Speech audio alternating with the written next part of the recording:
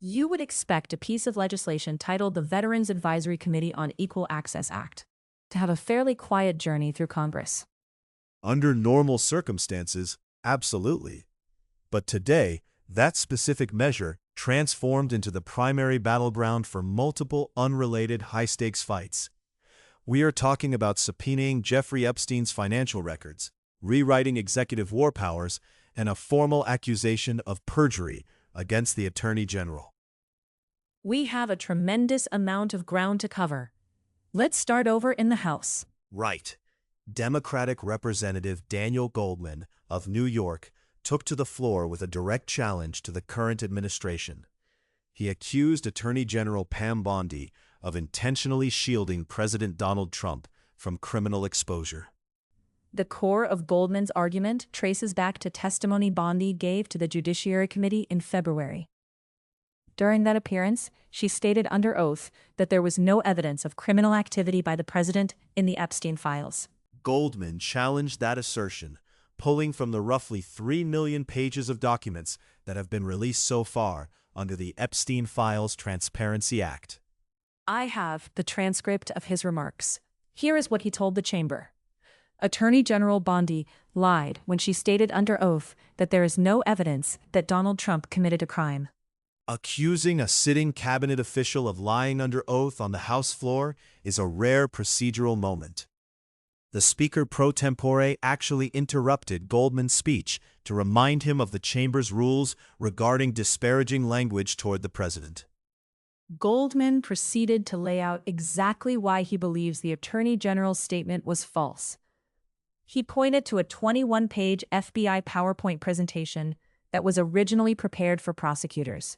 That presentation included testimony from a victim who gave multiple interviews to the FBI, alleging sexual assault by the president when she was between the ages of 13 and 15.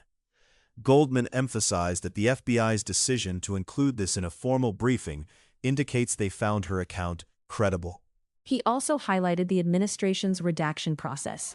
Goldman argued that while certain documents are heavily redacted when released to the public, the unredacted versions shown to Congress contradict the president's public timeline of his relationship with Epstein. He brought up several historical data points to make that case. For example, he referenced a 2006 phone call between the president and the Palm Beach County police chief, which occurred shortly after an investigation into Epstein became public. Goldman also read from a 2003 birthday card the president reportedly gave to Epstein. The quote from the Congressional Record reads, "A pal is a wonderful thing. Happy birthday, and may every day be another wonderful secret." The overarching theme of Goldman's speech was the demand for full disclosure. He noted that the public still hasn't seen millions of pages, suggesting the selective release is intentional. To quote him exactly, the reason why this matters is because we don't have half of the Epstein files. Which perfectly sets up what happened across the Capitol today. Senate Democrats are using Senate Bill 1383, the Veterans Bill, to force the administration's hand on those remaining files. Democratic Senator Adam Schiff of California submitted an amendment to create a formal 7-member select committee armed with robust subpoena powers. This would be a high-level probe specifically targeting the Epstein and Maxwell scandal, balanced with 4 members appointed by the majority and 3 by the minority. The mandate gives them broad jurisdiction. It states, "The Select Committee shall conduct an investigation and study of the extent, if any, to which illegal, improper, or unethical activities were engaged in by any persons, in conspiring with, aiding, or abetting Jeffrey Epstein or Ghislaine Maxwell in sexual assault or human trafficking." The committee would also investigate the federal government's handling of the document releases under the Transparency Act. And the friction over these documents has been escalating for months.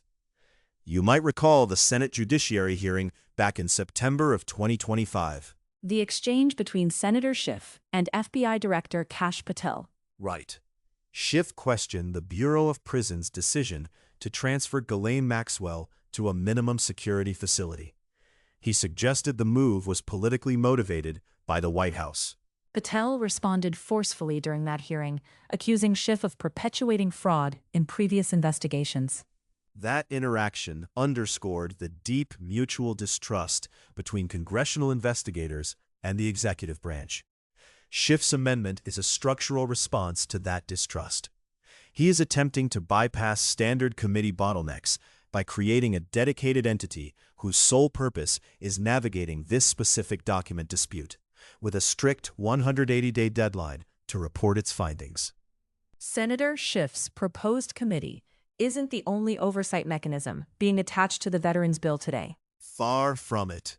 Democratic Senator Ron Wyden of Oregon submitted his own amendment targeting the financial architecture that supported Epstein's network. This amendment compels the Treasury Department to produce physical copies of suspicious activity reports, or SARs. The scope of the request is vast. It names dozens of entities.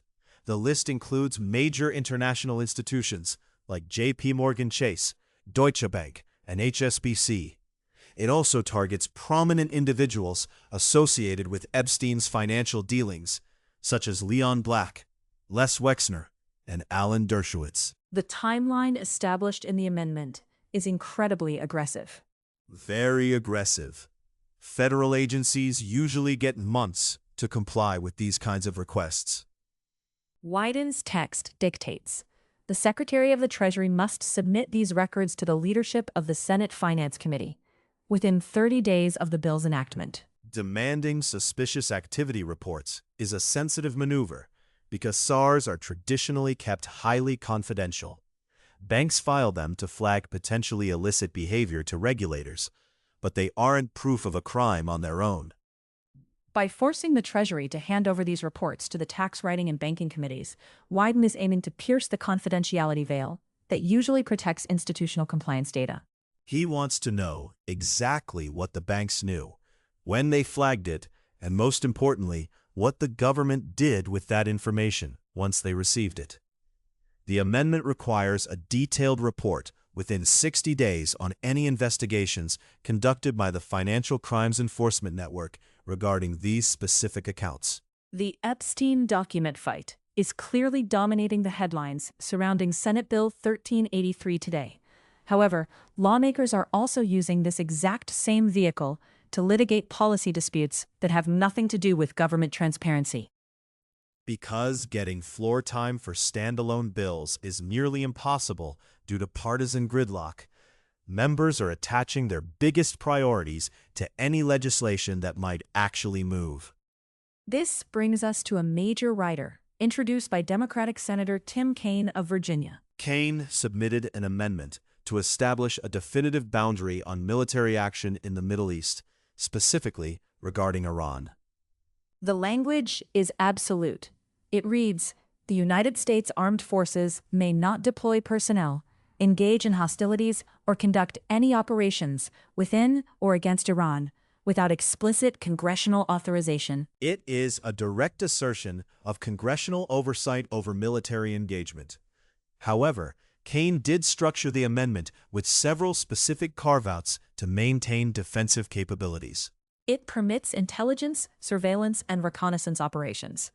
It also includes a 5-year sunset clause, meaning the restriction would automatically expire. He included a clear rule of construction regarding self-defense and allied support. The quote says, "Nothing in this section may be construed to prevent the United States from defending against an armed attack on the United States or its personnel or facilities." That same section explicitly protects the ability to share intelligence and provide defensive materiel to Israel, ensuring those cooperative efforts aren't hindered by the broader restriction on offensive operations against Iran. From war powers, we pivot to the U.S. tax code. Senator Wyden is back with a second major amendment, this time targeting private equity. Wyden is focusing on a major structural change to Subchapter K of the tax code. This builds on his previous proposals to close partnership loopholes, which his office projects could raise $727 billion over the next decade. The tension here centers on IRS Notice 2025-28. The administration issued this guidance earlier this year, allowing large firms to choose from 6 different methods for calculating partnership income under the corporate alternative minimum tax. Wyden has been highly critical of that move, labeling it a choose-your-own-tax rate handout for corporate partnerships. His amendment aims to standardize the reporting by implementing a consistent percentage method. The text of the amendment states the goal clearly. The tax consequences to each partner and the partnership reflect the partner's economic agreement and clearly reflect the partner's income. It seeks to codify an anti-abuse rule. This would give the Treasury Secretary the power to disregard transactions that lack a substantial non-tax business purpose. The requirement is that the form of such transaction is consistent with its substance, and there is a substantial purpose, apart from federal income tax effects, for entering into such transaction. This arrives right on the heels of the tax court's February ruling in the Otay project case, where the IRS successfully disallowed a $713 million deduction because it lacked economic substance. Wyden is trying to cement that kind of enforcement into law, making it much harder for investment companies and swap funds to artificially reduce their tax liabilities. Between the global financial probes, the war powers resolutions, and a $700 billion tax overhaul, it is very easy to forget what Senate Bill 1383 was originally written to do: establish a Veterans Advisory Committee on Equal Access. Exactly. It illustrates how difficult it has become to pass straightforward policy in this current environment. That's Floor Notes for today. Keep reading those footnotes, and we'll catch you next time.